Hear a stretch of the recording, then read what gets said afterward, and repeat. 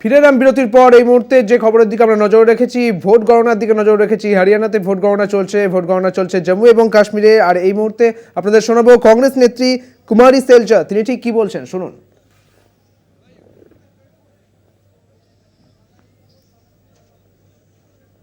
You know, the trends are, and there are rounds which are counted, and you will see as the day develops, as counting goes on and progresses, you will see that Congress party will form the government and we will get 60 plus.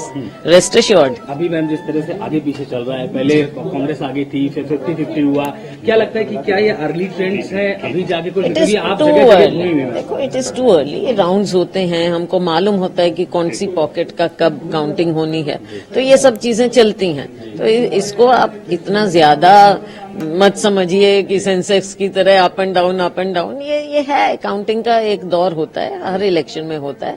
लेकिन आश्वस्त हैं हम, कांग्रेस सरकार बनाएगी। 10 बज रहा ma'am, कितनी देर और रुक जाए आपके हिसाब से?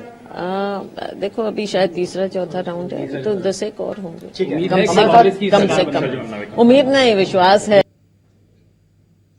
আর এই মুহূর্তে আমরা নজর রাখবো জম্মু কাশ্মীরের দিকে। জম্মু কাশ্মীরের পরিস্থিতি জানবো। সেখানেও ভোট গণনা চলছে এই মুহূর্তে এবং সেখানে অনেকাংশে এগিয়ে রয়েছে ইন্ডিয়া জোট। কংগ্রেস এবং এনসি অনেকটাই এগিয়ে রয়েছে। আপনারা দেখতে পাচ্ছেন 47টা হয়ে গিয়েছে, বিজেপি 28টা।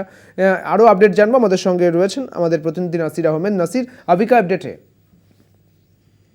देखिए, जिस तरीके से पहले भी जो ट्रेंड्स आ रही थी तो वो अभी बदस्तूर वैसे ही है, और जिसमें जम्मू कश्मीर नेशनल कॉन्फ्रेंस जो है अराउंड 40 सीट्स पे आगे चल रहा है, और इसके बाद बीजेपी 28 सीट्स पे आगे चल रही है, और कांग्रेस जो है वो 8 विधानसभा क्षेत्रों में आगे चल रही है।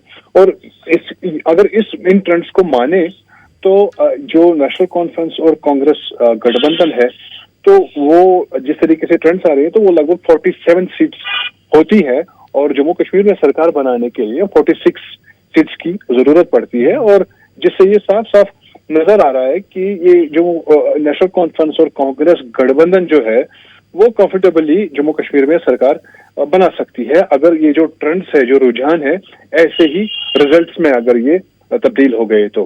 वहीं अगर बाकी पार्टीज की बात करें, जिसमें पीडीपी, महबूबा मुफ्ती वाली पीडीपी, ये एक ऐसी पार्टी है जिसको बहुत ज्यादा नुकसान नजर आता दिख रहा है, क्योंकि लास्ट टाइम 2014 में पीडीपी के पास 28 सीट्स थी, और अब की बार वो सिर्फ 3 सीट्स पे आगे चल रही है। और अभी ये भी नहीं पता कि इन 3 सीट्स में वो 3 ले पाएंगे कि या नहीं ले पाएंगे।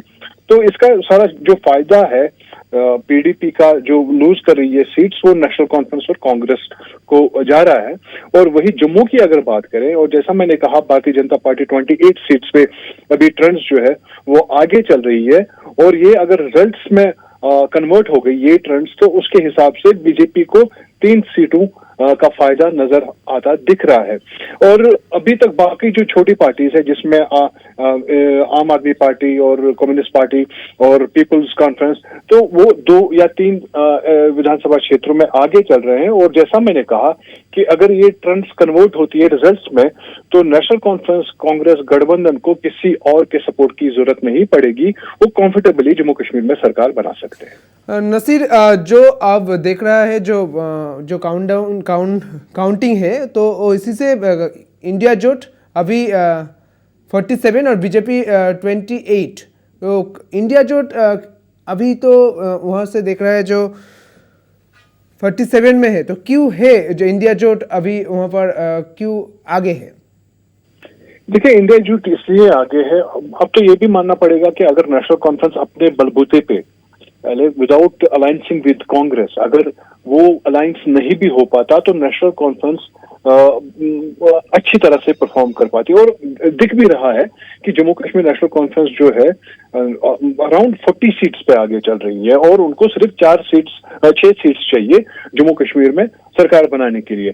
लेकिन ये जो वोट कन्वर्जन हो रहा है, तो ये बेसिकली न सिर्फ कश्मीर में, बल्कि अगर जम्मू की भी बात करें तो ये सारा जो है anti BJP vote national conference और कांग्रेस को मिल रहा है। हालांकि नेशनल कॉन्फ्रेंस और कांग्रेस की जो परफॉर्मेंस पहले भी इससे पहले रही है वो भी कुछ ठीक नहीं कही जा सकती, और इस बात को खुद नेशनल कॉन्फ्रेंस के प्रेसिडेंट फारूक अब्दुल्ला ने भी माना कि जो इस बार वोट मिला है नेशनल कॉन्फ्रेंस को वो सिर्फ नेशनल कॉन्फ्रेंस का अपना वोट नहीं है, बल्कि वो वोट है जो कि एक रिजनमेंट है अगेंस्ट अबॉलिशन ऑफ आर्टिकल 370, और जिस तरीके से जम्मू कश्मीर स्टेट को एक यूटी में कन्वर्ट कर दिया गया, तो ये सारा वोट जो है एक एलिनेशन वोट हम कहें, एंटी बीजेपी वोट जो है नेशनल कॉन्फ्रेंस और कांग्रेस को मिल रहा है। और वहीं अगर जम्मू की भी बात करें तो जम्मू में भी वोटर परसेंटेज अगर हम देखें तो पिछली बार जितने वोट बीजेपी को मिले थे, तो इस बार इतने वोट उनको मिलते नजर नहीं आ रहे हैं। तो ओवरऑल अगर ये हम देखें पूरा सिनेरियो, तो अगर ये हम कहें कि anti BJP anti abrogation of article 370 vote जो है वो काम कर रहा है। শুক্রিয়া নাসির, আমাদের সঙ্গে ছিলেন আমাদের প্রতিনিধি নাসির আহমেদ। এই মুহূর্তে সেখানে ইন্ডিয়া জোট অর্থাৎ জম্মু কাশ্মীরে ইন্ডিয়া জোট এগিয়ে রয়েছে, 47টি আসনে এগিয়ে রয়েছে ইন্ডিয়া জোট, এবং অন্যদিকে বিজেপি অনেকটাই পিছিয়ে রয়েছে সেখানে। তবে হরিয়ানার ক্ষেত্রে যে এই মুহূর্তে যেটা দেখা যাচ্ছে যে হরিয়ানার ক্ষেত্রে বিজেপি অনেকটাই এগিয়ে রয়েছে এবং পাশাপাশি কংগ্রেস কিন্তু পিছিয়ে রয়েছে। এই মুহূর্তে আমাদের সঙ্গে রয়েছে নিউজরুম থেকে আমাদের প্রতিনিধি অঙ্কুর ভট্টাচার্য। অঙ্কুরদা, যেটা দেখা গিয়েছে যে লোকসভা নির্বাচনের ক্ষেত্রে যে পাঁচখানা করে পেয়েছে এবং 10টি আসনের মধ্যে 5টা বিজেপি পেয়েছে, 5টা কংগ্রেস পেয়েছে, এবং তার পরবর্তী ক্ষেত্রে বিধানসভার এই নির্বাচন, এবং এই বিধানসভা নির্বাচনের ক্ষেত্রে যদি বিজেপি কিছুটা পিছিয়ে যায়, অর্থাৎ বিজেপি যদি সেক্ষেত্রে হেরে যায়, সেক্ষেত্রে বিজেপির কাছে কতখানি চ্যালেঞ্জ থাকবে? সুদীপ্ত, এই মুহূর্তে দাঁড়িয়ে বিজেপি হেরে যায় এই কথাটা বলাটা বোধহয় ডিফিকাল্ট, তার কারণ বিজেপি এই মুহূর্তে হরিয়ানায় অনেকগুলো আসনে এগিয়ে রয়েছে। ফলে বিজেপি হেরে গেলেও ম্যাজিক ফিগারের খুব কাছাকাছি থাকবে বলে এখনও পর্যন্ত ভোট গণনার যে প্রবণতা আমরা দেখতে পাচ্ছি সেই প্রবণতা অনুযায়ী বিজেপির হেরে যাওয়ার কোনো কথা নয়। কিন্তু একটা বিষয় খুব স্বাভাবিক যে এই নির্বাচনে যে দলই হারবে, সেটা রাজনৈতিক দল হিসেবে কংগ্রেস হোক বা ভারতীয় জনতা পার্টি, দুজনেই কিন্তু তাদের জাতীয় রাজনীতিতে তাদের যে শক্তি বা তাদের যে প্রাসঙ্গিকতা সামান্য হলেও তাতে খানিকটা ধাক্কা খাবে, এতে কোনো সন্দেহ রাখে না। কংগ্রেস বারংবার চাইছিল যে রাহুল গান্ধী এবং প্রিয়াঙ্কা গান্ধী বারংবার হরিয়ানায় নির্বাচনে প্রচারে গিয়েছেন, ফলে তাদের যেহেতু সামনে মুখ করে এই নির্বাচনটা লড়ছিল, ফলে এই নির্বাচনে কংগ্রেস যদি ভালো রেজাল্ট করে তাহলে খুব স্বাভাবিকভাবেই জাতীয় রাজনীতির প্রেক্ষাপটে কংগ্রেস একটা শক্ত জমি পাবে। আরেকটি রাজ্যে তাদের শাসন আসছে, এই বিষয়টি সামনে আসবে।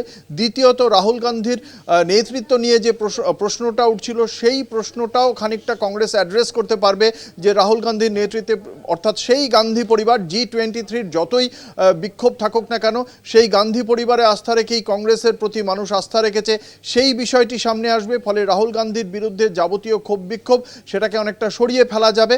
ফলে এই জায়গা থেকে কংগ্রেসের বরং এখানে অনেক কিছু প্রমাণ করার রয়েছে। আর বিজেপির যেটা সমস্যা কি হতে পারে, বিজেপি যদি সত্যি আমরা যদি দিনের শেষে দেখতে পাই যে আবার হরিয়ানার এই যে প্রবণতা চলছে তা আবার উল্টে গেল এবং বিজেপি আবার লুজ করলো, কংগ্রেস জয় পেল, বিজেপি জয় পেল না, যদি সেটাই শেষ পর্যন্ত দাঁড়ায় তাহলে শেষ পর্যন্ত ভারতীয় জনতা পার্টির আরও একটি ধাক্কা।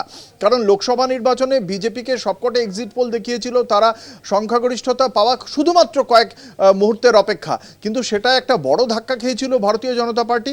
তাদের দুটি ক্রাচ দুই হাতে নিয়ে, অর্থাৎ জেডিইউ এবং টিডিপিকে নিয়ে সরকার গঠন করতে হয়েছে। ফলে সেই জায়গায় যে যদি বিজেপি এই বিধানসভা নির্বাচনে আরেকটি ধাক্কা খায়, তাহলে এই যে দুই শরিক রয়েছে তারা চাপ বাড়ানোর ক্ষেত্রে আরও একটু মনোবল পাবে এবং বিজেপি আসন্ন লোকসভার যে শীতকালীন অধিবেশন রয়েছে সেখানে তারা বুলডোজার চালিয়ে একের পর এক বিল পাশ করার যে স্ট্র্যাটেজি আমরা দেখেছিলাম গত লোকসভা নির্বাচনের আগে, গত বছর ডিসেম্বরের শীতকালীন বিধানসভায়, সেটা করতে গেলে বিজেপিকে অনেক বেশি ভাবতে হবে। ফলে এই দুটি জায়গা থেকেই মানে দুটি জাতীয় রাজনৈতিক দলের এই হরিয়ানার যে নির্বাচন, সেই নির্বাচনটা অত্যন্ত গুরুত্বপূর্ণ। একই রকমভাবে জম্মু কাশ্মীরের ক্ষেত্রেও একই কথা প্রযোজ্য। সুদীপ্ত। অঙ্কুরদা, সেক্ষেত্রে যখন আমরা দেখেছি যে বিধানসভা নির্বাচনের আগে হরিয়ানার ক্ষেত্রে বিজেপিকে সেই অর্থে কোনো রকমভাবে প্রচার করতে, অর্থাৎ একদম যে জোর প্রচার, সেই প্রচার কিন্তু দেখা যায়নি। কার্যত আরও বেশ কয়েকটি জায়গায় আজকে জম্মু কাশ্মীরে যেমন বিধানসভা নির্বাচন চলছে, ঝাড়খণ্ডেও নির্বাচন হবে এবং আরও বেশ কয়েকটি বিধানসভা নির্বাচন রয়েছে। পাশাপাশি এই সমস্ত ক্ষেত্রে যেহেতু লোকসভা নির্বাচনের ক্ষেত্রে বিজেপিকে দেখা গিয়েছে একক সংখ্যাগরিষ্ঠতা পায়নি, কাজেই বিধানসভার নির্বাচনগুলির ক্ষেত্রে বিজেপির কাছে কতখানি চ্যালেঞ্জ থাকবে। যদিও হরিয়ানার ক্ষেত্রে দেখা গেল তারা প্রচারে বেশি জোর দেয়নি, বিশেষত নরেন্দ্র মোদী এবং অমিত শাহ। নরেন্দ্র মোদী অমিত শাহ নিজে না গেলেও আমরা দেখেছি জেপি নাড্ডা বা রাজনাথ সিং এদের মতো যে সমস্ত শীর্ষ নেতৃত্বের অন্য অংশ তারা সেখানে উপস্থিত ছিলেন, স্থানীয় নেতৃত্ব উপস্থিত ছিল। বিজেপির যে 10 বছরের শাসন এবং 10 বছরের শাসনে পাশাপাশি নির্বাচনী প্রতিশ্রুতিতে যে সমস্ত ইস্যুগুলো সামনে নিয়ে এসেছিল ভারতীয় জনতা পার্টি, সেই দিক থেকে তারা স্থানীয়ভাবে রাজ্য বিজেপির পক্ষ থেকে তারা যথেষ্ট আত্মবিশ্বাসী ছিল। যদিও কেন্দ্রীয় নেতৃত্ব যে পুরোপুরি তাদের ওপর, রাজ্য নেতৃত্বের ওপর আস্থা রেখেছিল তেমন নয়, যদি রাখতো তাহলে মনোহর লাল খাট্টারকে তারা সরাতো না। এই জায়গা থেকে এই বিষয়টি গুরুত্বপূর্ণ।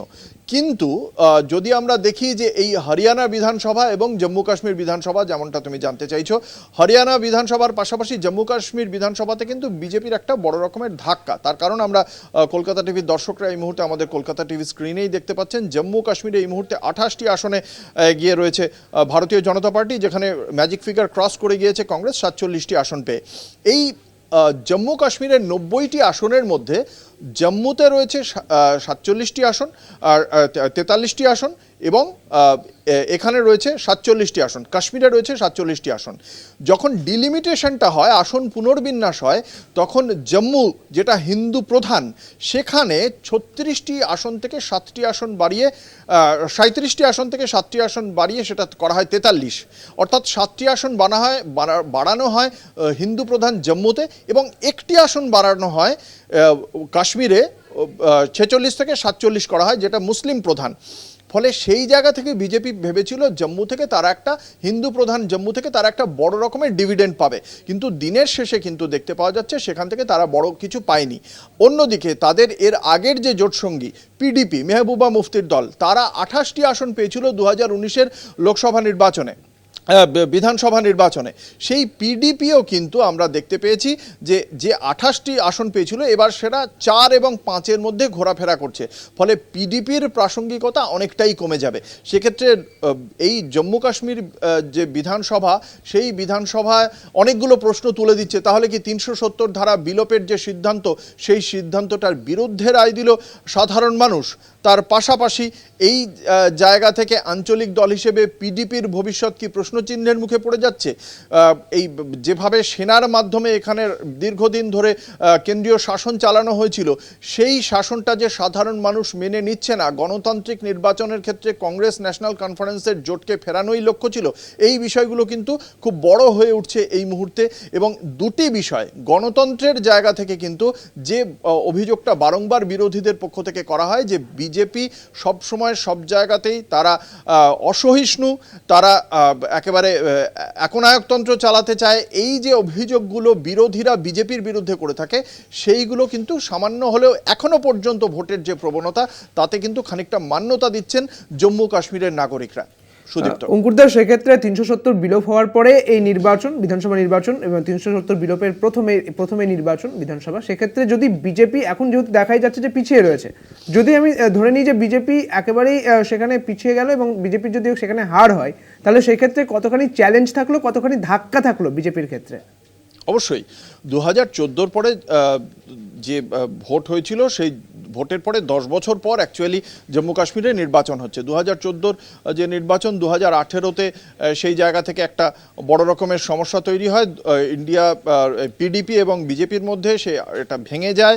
2018 নভেম্বরে সেই কোয়ালিশনটা ভেঙে যায় এবং তারপর মেহবুবা মুফতি তখন সাহায্য চান ইন্ডিয়ার জোটের অন্যতম সদস্য কংগ্রেস এবং ন্যাশনাল কনফারেন্সের কাছে। তারা সাহায্য দিতে রাজি থাকলেও, তারা বিধানসভায় পাশে দাঁড়াতে রাজি থাকলেও তৎকালীন রাষ্ট্রপতি রামনাথ কোবিন্দ বিধানসভা ভেঙে দিয়ে রাষ্ট্রপতি শাসন জারি করেন এবং তারপর 2019 সালে 5ই আগস্ট 370 ধারা বিলোপ করে সেখানে রাষ্ট্রপতি শাসন এবং পরবর্তীকালে ভোটের ঘোষণা করা হয়। গত বছর ডিসেম্বর মাসে সুপ্রিম কোর্ট রায় দেয় যে সেপ্টেম্বরের মধ্যে জম্মু কাশ্মীরে নির্বাচন করতে হবে। তারপর আমরা দেখলাম তিন দফায় ভোট হয়েছে, 18, 25 এবং 1 অক্টোবর। তো এই জায়গা থেকে, এই ভোটের বিষয়টার জায়গা থেকে ভারতীয় জনতা পার্টি দীর্ঘদিন ধরে ভোটটাই তো করতে দেয়নি, অথচ তারা বলছে 370 ধারা বিলোপের পর রাষ্ট্রপতি শাসন জারি করেছে, সেনা শাসন জারি করেছে, তার ফলে কাশ্মীরে প্রচণ্ড শান্তি বিরাজ করছে। যদি এতটাই শান্তি বিরাজ করে তাহলে তারা এতদিন গণতান্ত্রিক পদ্ধতিতে নির্বাচন করাতে পারেনি কেন? এবং যে মুহূর্তে নির্বাচন হলো সেখানে কিন্তু দেখা গেল বিজেপির এখনো পর্যন্ত ভোটের যে প্রবণতা সেখানে তাদের ভরাডুবি, সেই বিষয়টি কিন্তু বিজেপিকে একটা বড় ধাক্কা দেবে, সন্দেহ নেই। একদমই তাই। তুমি আমাদের সঙ্গে থাকো অঙ্কুরদা। এই মুহূর্তে সময় হয়ে গেছে একটি বিরতি, ফিরছি বিরতির পর, সঙ্গে থাকুন।